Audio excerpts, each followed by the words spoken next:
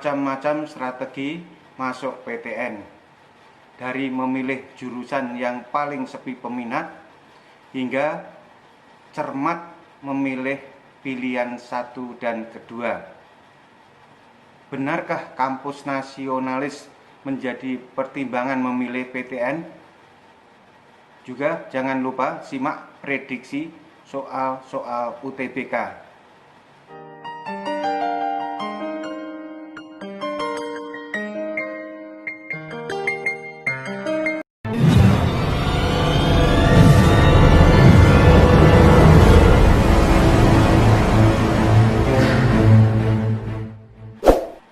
Strategi memilih jurusan yang paling sepi.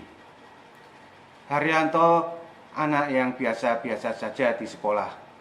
Tidak terlalu pintar, juga tidak terlalu bodoh. Ia tahu diri. Nanti SBMPTN ia sangat ingin bisa masuk UI atau UGM. Bagaimana strateginya? Belakangan ini Haryanto sibuk mencari informasi jurusan yang paling sepi di kedua kampus itu. Ia bermaksud masuk UI atau UGM untuk memilih jurusan yang tersepi. Ia pun membulatkan tekad di SBMPTN nanti tetap memilih UI atau UGM. Yang penting UI atau UGM. Tidak penting jurusannya. Dan supaya ia bisa masuk di antara dua kampus itu, ia akan memilih jurusan sastra Jawa atau kepurbakalaan. Emang apa sih nggak boleh? Sombong amat.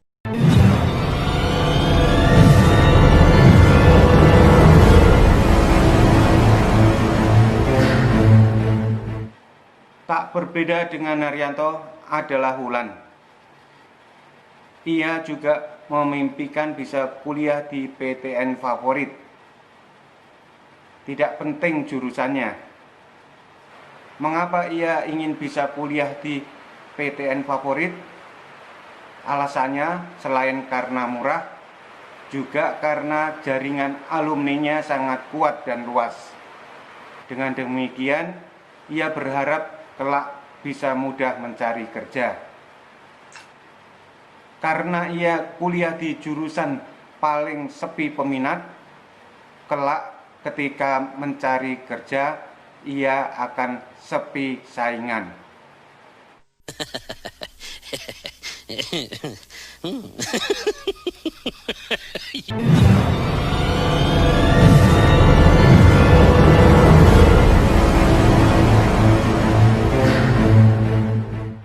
Tak sedikit bimbel yang dalam memberikan saran atau advice atau konsul memilih jurusan dan memilih pilihan satu dan kedua kurang tepat, untuk tidak mengatakan ngawur.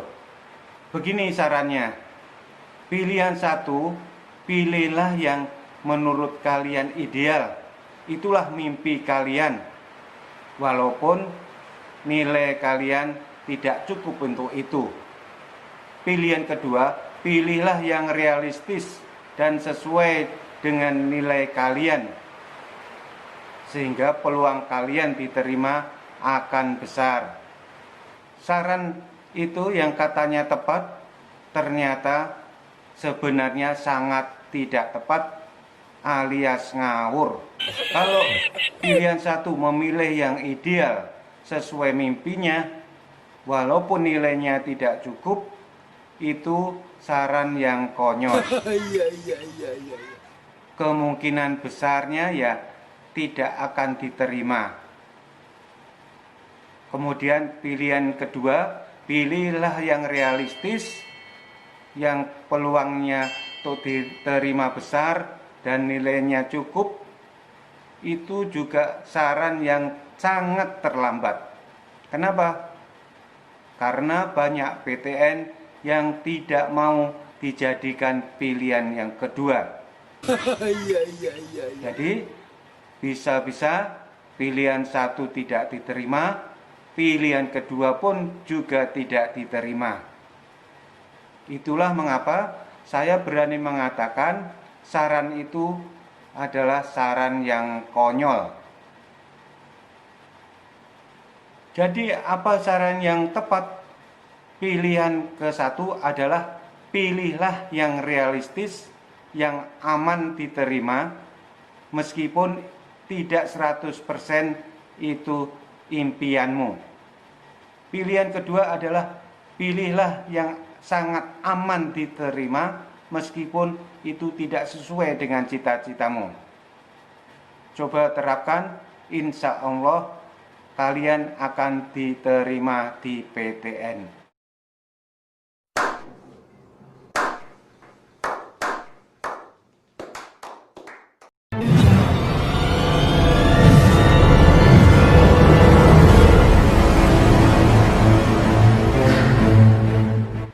Seorang kawan di Jogja heran mengapa belakangan ini iklan jual beli rumah atau tanah selalu mencantumkan kata lokasi nasionalis.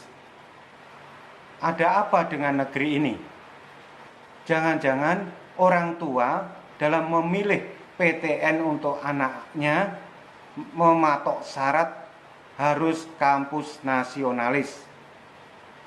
Selidik punya selidik, konon katanya banyak siswa yang setelah kuliah menjadi senang mengkafir-kafirkan orang, termasuk mengkafirkan kedua orang tuanya.